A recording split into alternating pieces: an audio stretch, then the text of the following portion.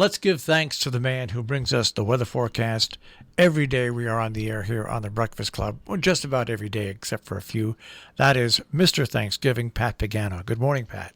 And good morning, good morning, good morning. And I'm glad you introduced me that way because I have this poem that I thought was especially apropos for this Thanksgiving, this time of the year. And I said I'm going to read it to all our listeners. It's by an unknown author. Nevertheless, though, it really is just, in my opinion, perfect. So let's start. Be thankful that you don't already have everything you desire. If you did, what would there be to look forward to? Be thankful when you don't know something, for it gives you the opportunity to learn. Be thankful for the difficult times. During those times you grow. Be thankful for your limitations because they give you opportunities for improvement. Be thankful for each, be thankful for each new challenge because it will build your strength and character. How about being thankful for your mistakes? They'll teach you valuable lessons. Be thankful when you're tired and weary because it means you've made a difference. It's easy to be thankful for good things. A life of rich fulfillment comes to those who are also thankful for the setbacks. Gratitude can turn a negative into a positive. Find a way to be thankful for all your troubles, and they can become your blessings. Isn't that a beautiful poem? There you go. It's a very beautiful poem. I think so, especially in these times. So, happy Thanksgiving, everybody. Hope it's safe. Weather-wise, it's not going to be the greatest weather, but it's certainly not the worst. We'll have increasing clouds, 45 to 50 today. Rain comes in after midnight tonight, low 40s. Periods of rain will taper to probably drizzle in the afternoon on Thanksgiving Day, 50 to 55. I think Friday will have some sun. The shower activity is going to be very, very, very unlikely, 60. And partly cloudy Saturday. I said a scattered shower or two.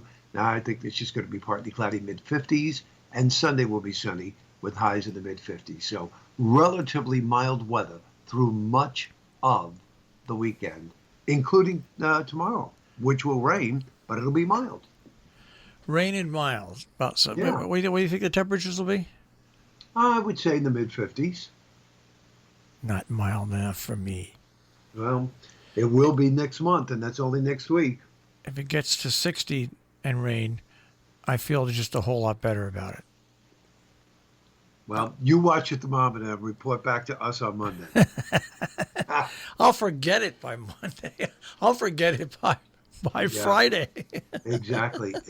So that's it. I heard they're going to be putting checkpoints at bridges and Yes. subways and stuff like that, and that is to check people from out of state. Now, my question is, and I don't know if you know the answer, does that pardon New Jersey and Connecticut? I don't know, but I know Connecticut has increased the fines now. It doesn't matter whether you're a business or a restaurant. If you get caught violating the law, $10,000 fine. 10,000.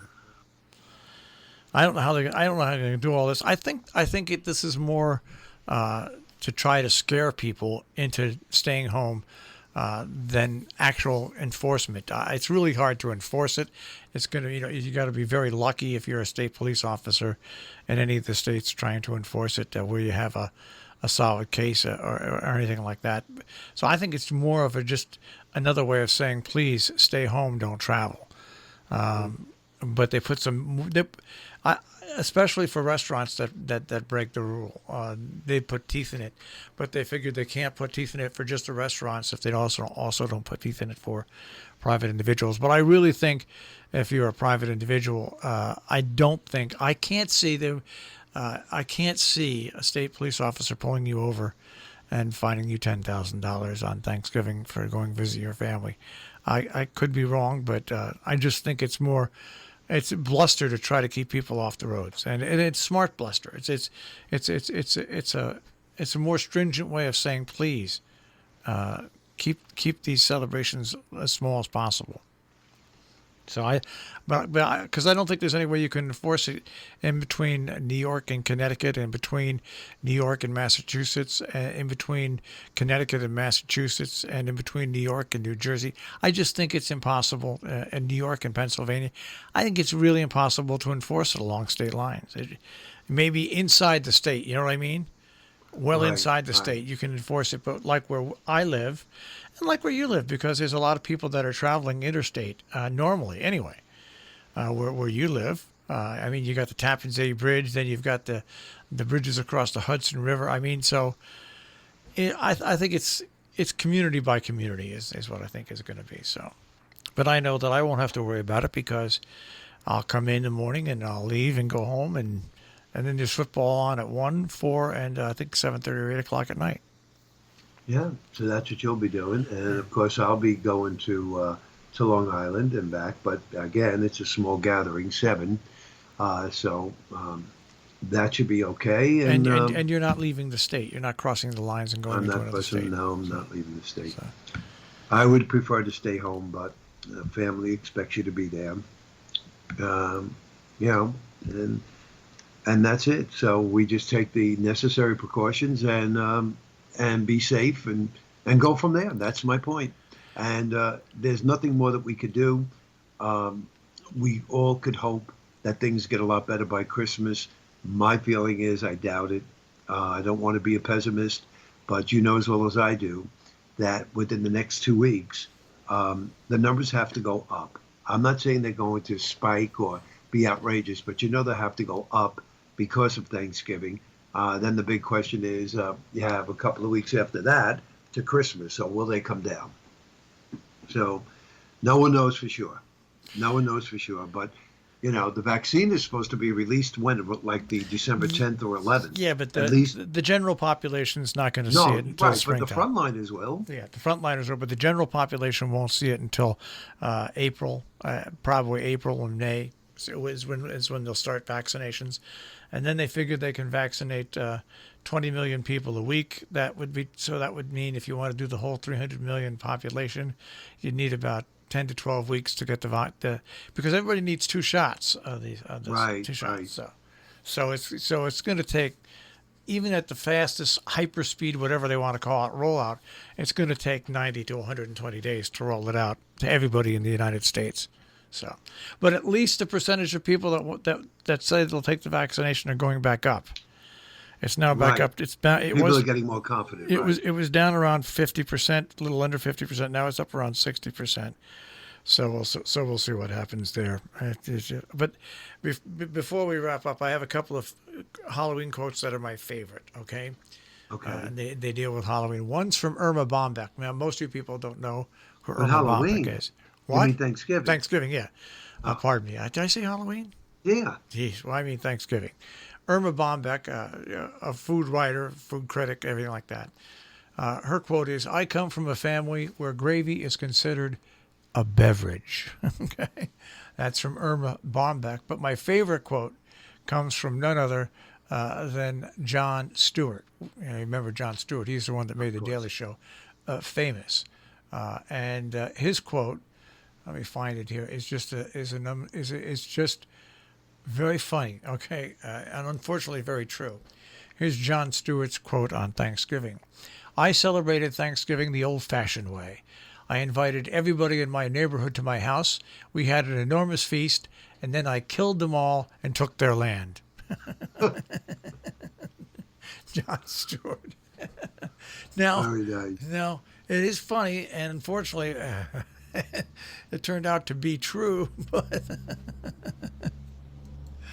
oh, I love Jon Stewart and all the people that he spawned, all the comedians now that are doing so successful because of the Jon Stewart Show.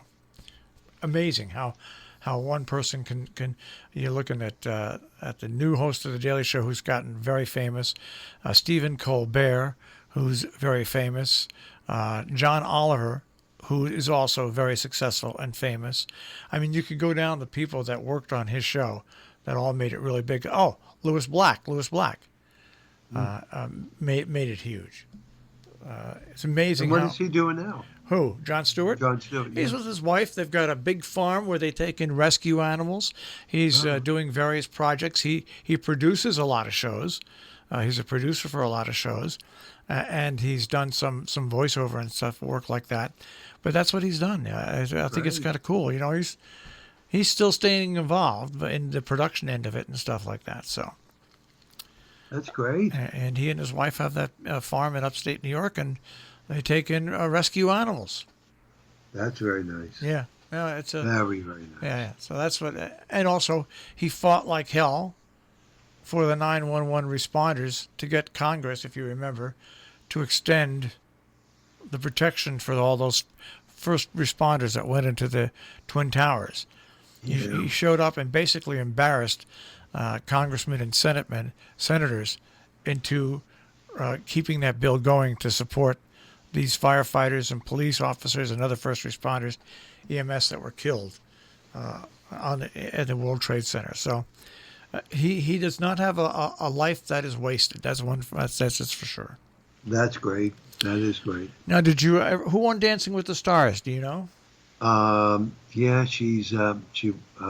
it was a she.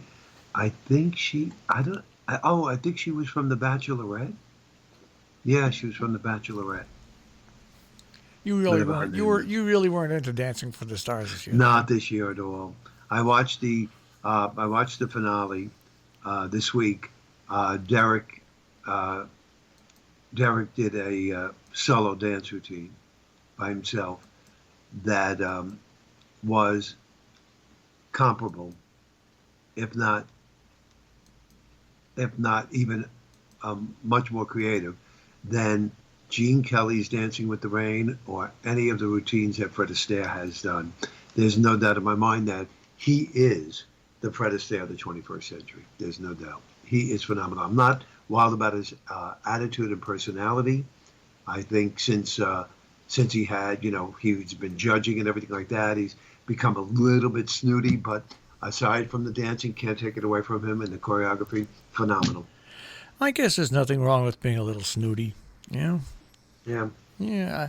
I mean, I've never been one that's been snooty. You have to remember where you came from. Yeah, that's true too. Well, look at this. Now, someone's just tuned in to watch us very quickly. Precious Yamoa. So, Pat, say good morning to Precious. Good morning, Precious. What a name. I like that. It is nice. All right. Well, hey, I want you to have a good Thanksgiving, a bunch of days off, and we'll speak to you again on Monday, right? Yes, and everybody a wonderful and happy, safe Thanksgiving. And don't eat too much pie. I will not. All right, Pat. Take care. Okay, bye, Marshall. Pat Pagano in the Weather Center this morning with a check on our forecast here on Robin Hood Radio.